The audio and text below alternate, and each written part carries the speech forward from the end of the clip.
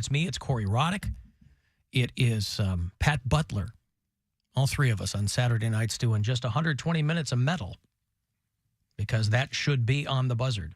And so it is. After years of me hectoring management, they finally gave in. Said, fine, do it. Just shut up about it. I said, okay, good. That's all I want. Okay, thanks. Okay, thank you. Appreciate it. Cavaliers, the NBA season begins tomorrow night. Cavs will not play until Wednesday. They'll be in Brooklyn to play the Nets. And then here at home on Friday, the home opener against the Oklahoma City Thunder. We might be live at the Romo Fijo on Friday. Don't know. That is not yet carved into stone. Hey, Alan, this is Becky from Wayne County. I was at the show last night, and I think you left before Kiss had everyone stand up and say the national anthem because patriotism is awesome. Love me. Oh, just love me.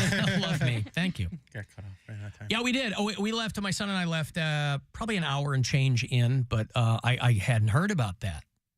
They had everybody stand up and sing the national anthem. Apparently. All right. Well, because America. There you go.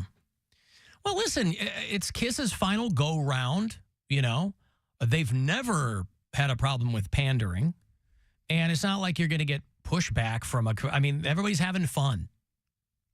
Right? Had I been there during that, I would have joined everybody else. Whatever. You wouldn't have taken a knee. Taken a knee? No, I don't know. Oh, I've got a clip from last night. Early we hailed at the twilight's last gleam. Sounds just like Gene Simmons. Stripes and bright stars were so gallantly there, as though rockets were there, and the twilight's last gleaming, and the rockets' red glare were so gallantly there. Burst stripes were all there, and the rockets were there. I mentioned my son was here in town last night to go with me to the Kiss show, but Saturday night, my daughter, who also goes to Michigan State University, was at the football game.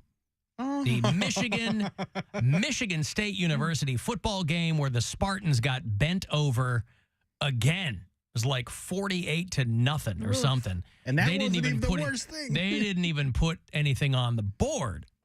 Well, they put one thing on the board. Pre-game, people were gobsmacked to see Adolf Hitler show. Boy, Michigan State just cannot get out of its own way. They just fired their football coach in the middle of a 10-year contract because he was whacking off on the phone to some business person that he had dealings with, something.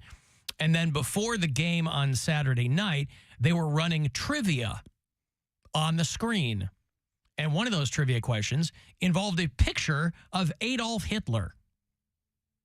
And I get all of the university emails. So the emails that go out to, you know, the people who pay for stuff. I get all those. And they have had to, because they recently had their president leave over. So they have an interim president now. And this woman has really had her work cut out for her in a relatively short period of time. She's had to send out these emails. We deeply apologize about our football coach. And now they deeply apologize because Adolf Hitler was on...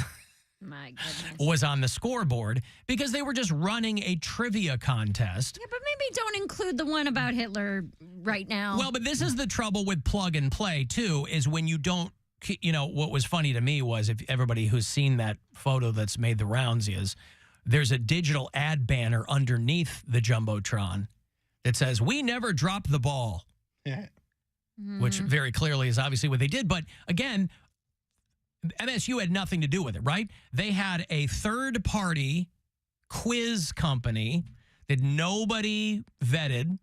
They just go, this is a company we're using, I guess. And so they ran with it. Obviously, they're not going to use that party anymore. But the company was like, yeah, we had this company that does quizzes. And so the previous question was, In Star Trek, what color was Spock's blood? Right? You Green. go, oh, okay, silly. Yeah, green. Michigan State, right?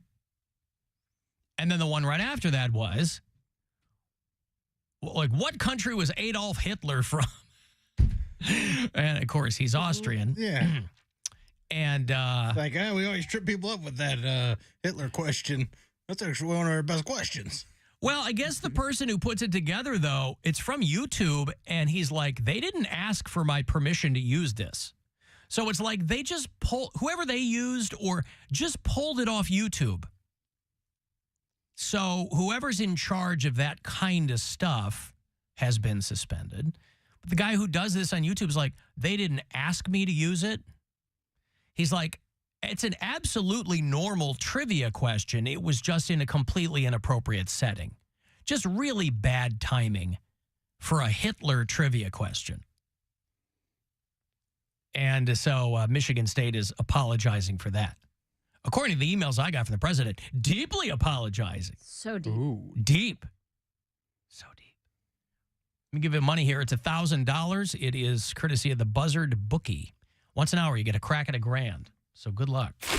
This is your chance to bet with the Buzzard bookie and win $1,000 now. Enter this nationwide keyword at WMMS.com.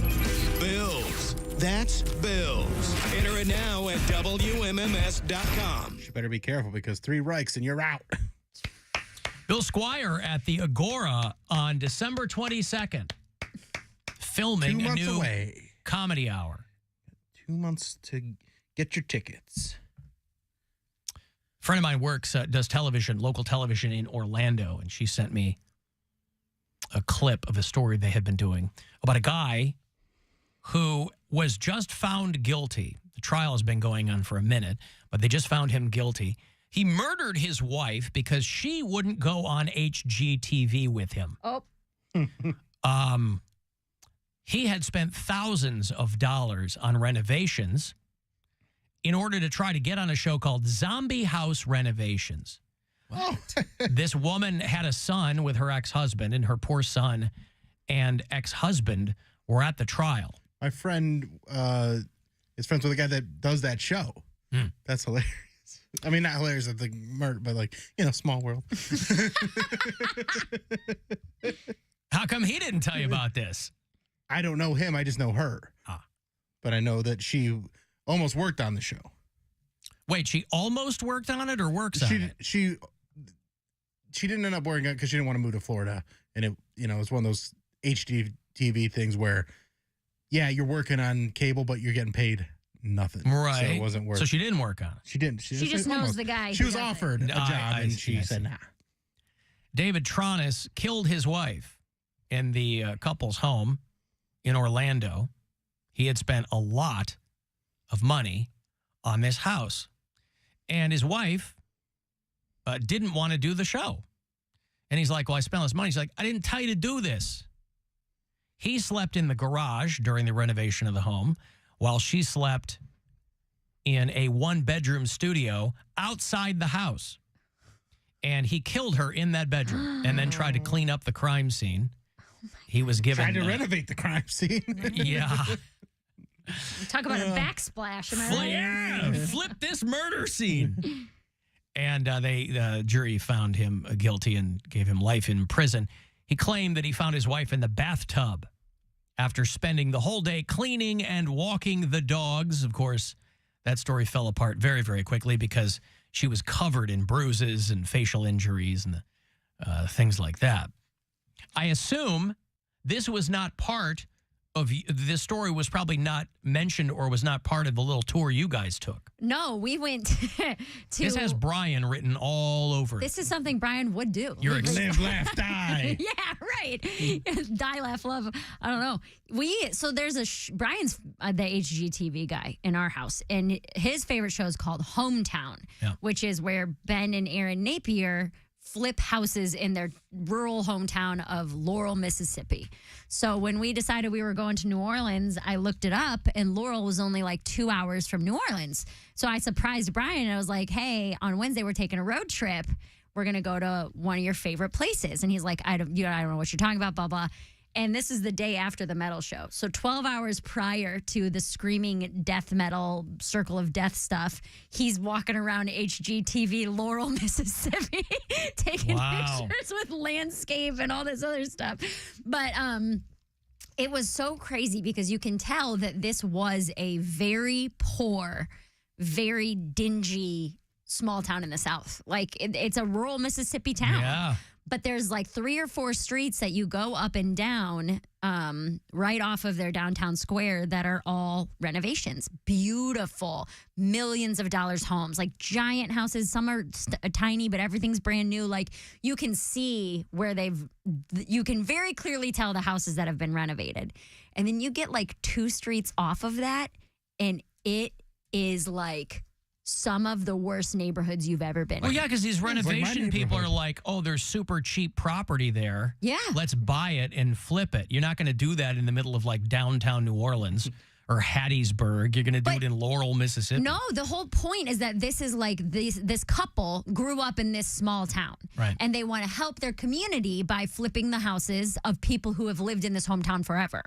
Right? So they're like, oh, this is, the so-and-so couple. They've been living here for 30 years. We're going to flip this head. We're going to renovate their house for them to make our hometown more beautiful. So it's all about building up your hometown. It's all about making... But can the people that their houses that they're flipping afford to live there anymore after they do that? Well, it's not like they're changing anything. I mean, they're changing the stuff there, but I don't know how that would price them out of a home they already own. Well, whose houses are they flipping then? The people apply to, so the people who live in Laurel, Mississippi apply to be on this show, right? Okay. And they say, I live in this town. I've lived here for 30 years. I want you to flip my house. It's like the who are the Joanna and Chip Gaines? Pretty much. They're in Waco, Texas, which is a tiny town too. But this one is just in Laurel, Mississippi. Yeah. But what I'm saying is we went property values go up, taxes go up. It can be, But what I'm saying is that like the things that they're showing on this show are nowhere near what this town actually looks like. Like, there's the cute little downtown area. Sure, that's gorgeous. A little coffee spot. There's the places they always talk about. But then you go 2 blocks off downtown, and it is shanties. I mean, boarded up shacks, dirty little kids playing outside with no clothes on. Like, the South. And then, like, that's like 2 streets that they don't touch. And then literally 1 block over from that is a $5 million renovated house. And so I took Brian down there to be like, oh, my God, we're going to go do Laurel, Mississippi. And we were driving back, and he was quiet, and he goes, that really bummed me out. Yeah. It's hard to enjoy. Yeah. He was like, he's like, that made me really, really sad. That, like, this is not what they show on this show at all. And it was a bummer because it's like they show, like, oh, our cute little hometown. Yeah, they're not going to show you the abject poverty they're surrounded by. But their whole thing is we're sitting out here trying to help make our, and I guess maybe the people who have the little shanties can't afford the renovations, sure, but, like, at the same time. Not on a shanty income. At the same time, you're not, how much are you really giving back to the community? Wait, what was the name of the city? Yeah, I mean, it's for TV. Laurel, Mississippi. Laurel, L-A-U-R-E-L. It's outside Hattiesburg, yeah. Well, and here's the thing, too, is that you can tell that this couple owns this town. Like, everywhere you go. So they have, like, 4 or 5 shops that are, like, HGTV sanctioned. So there's, like, the guy, Ben, he does all the woodworking. His place is called The Scotsman, right? They have, like, he's an animal at a zoo. They have a wood, like a glass panel, and then his workshop is on the other side. And people are just standing inside this workshop watching him cut wood and stuff like that all day long. I'm like, and it says, like, because they'll film in there, and there's, like, a big sign that says, like, please quiet while filming, or it'll be, like, a now filming sign that's on, and people just stand there and watch this guy cut wood all day long. And then there's like 3 or 4 other shops. They have like a candle and scent shop. They have like a mercantile where they sell $85 pillows. And do they sell Merkins there? They sell Merkins, yeah. Merkins made of tile, actually. Those are ouch. But it was just Subway crotch. It was just really eye-opening that it's like, okay, this couple clearly employs half the city. Right. But then there's only 17,000 people in the whole town. There's such extreme levels from poverty, like poverty to beautiful, brand newly renovated $5 million mansions. Like, it was really crazy. And Brian was just like, dude, this might be the saddest thing I've ever seen. Well, it's funny. It kind of along those lines, or it's reminding me. I did the Saturday morning. I did the Alzheimer's walk at the Cleveland Zoo. Yeah. And how is Al? Al is. It's hard to tell. You know, it really takes its toll. Day by day. But they had a lot of preamble, and they had people come up this stage before the walk started and kind of talk about whatever, right? And one of the people that they invited up there, they had like the heads of the organization, and thank you all for coming out, blah, blah, blah. There's tons of people, thousands of people. And one of the guys up there was a local city councilman or something. And before they brought him up, they said that his jurisdiction was part of downtown, Bracknell, and East Collinwood. I'm like, wow, that guy represents a broad swath of Clevelanders, right? This guy's really getting... So it's kind of that same thing where it's like you have $1 million houses, and then across the street, people that don't have two nickels to rub together. I mean, I walk past those houses when I walk my dog on Edgewater that are mansions on the cliff. And then if you go on the other side of Clifton, it's, rundown houses over there too. Well, so they're not flipping the houses; they're remodeling them for the people who live there. Yes. So it's like this old house, is what Anna says. Yeah. They're not like buying it and purchasing it out from somebody or anything like that. It's people who live in these houses that are like, hey, come do my house. Right. And it's just so funny because they always show the same little downtown square, which is so tiny. Couple restaurants, couple little shops. Obviously, all of the Napiers, that's their last name, all of their shops are on there, and her cousin owns a furniture store and stuff like that.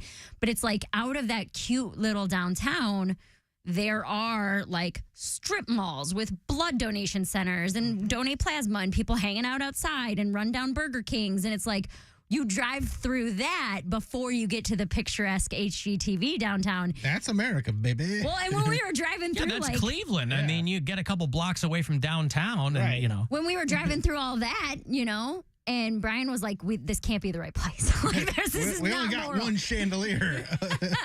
Like, this is not Laurel." And then we get into it, and it was a bummer, man, because these people are supposed to be like, oh, I love my hometown so much. I want to rebuild it. They're and I working guess on it. They are, but at the same time, it's like, are you though? I mean, they can't do everything. How much can they do? A plan with the best of intentions just ended up bumming the both of you out. Well, yeah, it was cool to see some of the things that he saw on the show. So like we'll walk into one of the shops and he'll be like, oh my God, I've seen Ben doing his woodworking here. This is so cool. And we actually saw the guy Ben, he was in the shop. You guys were like drunk Sue at your show. You're just like, we didn't say anything. Make us some wood. No, we were like looking at it, and it was cool to see. So it was kind of, not nostalgic isn't the right word. Noises! What's the word for that? Where it's like, it was really cool experience for him because he watches the show every single week. Surreal. Yeah, where he's like, oh my God, I've seen this building. I've seen an interior shot of this diner or whatever it is. But then once you actually start driving around, you're like, oh, they do some camera magic in this place, Well, whatever they're doing has to be way better for that town than not. Yeah, that's true, because it would all be, you know what I mean? Like, I think it'd be run Habitat down, for Humanity goes in and builds these places, but I mean, it's not something that's done overnight. And that's the other thing we were saying is that it's like, it's probably 50-50. It's probably half the town loves it and is like, thank you for bringing in tourism. There were big, like, pink stretch limousine tours that would take you around the town and show you the houses that they renovated. So, like, we're going into a windows up neighborhood. But so it's just funny. Over here's the shanties we don't show on the show. But for real though, like this couple has created tourism in this small town. But then I'm like, but then there's probably these super poor people who are like, get the hell out of my town.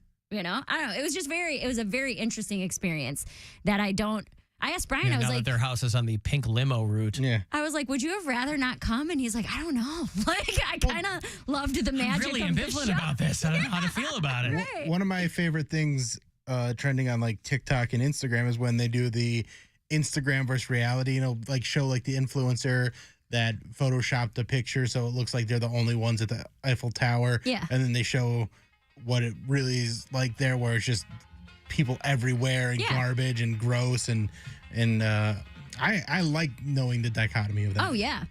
It was eye opening. I feel bad. I was like, man, I didn't mean to ruin your favorite show for you. I thought this was going to be a cute little, day trip or whatever.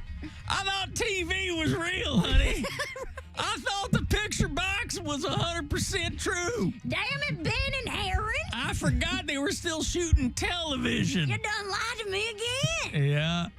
You go cut your own wood. Hometown my ass. I'm getting out of here. I'm taking a pink limo, first one out of town. I'm going to Hattiesburg. Mary's going to take them to Disney and find out that the Magic Kingdom's not actually magic. Right. There's a human in that suit.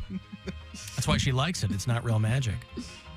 All right, I got a break here. If you want to send a text, 35192, you can listen wherever you are on the iHeartRadio app. Rover's Morning Glory. Peter, you say you would rather fight a 300-pound panda bear than a 30-pound koala bear. That doesn't make sense. Why? They let out this growl like I've never heard before. And they got teeth and they have claws. I'm telling you, don't mess with those. Can you take any of these on, Rover? No. That's the thing. What's the smallest animal you could take? You beat a turtle in a fight. Rover's Morning Glory. Weekdays on 100.7 WMMS and 24/7 on our free iHeartRadio app. Your afternoon drive is brought to you by the Ken Ganley Auto Group, Ohio's #1 automotive retailer. Hey, it's Alan. We all know that our time is important, and Cars for Kids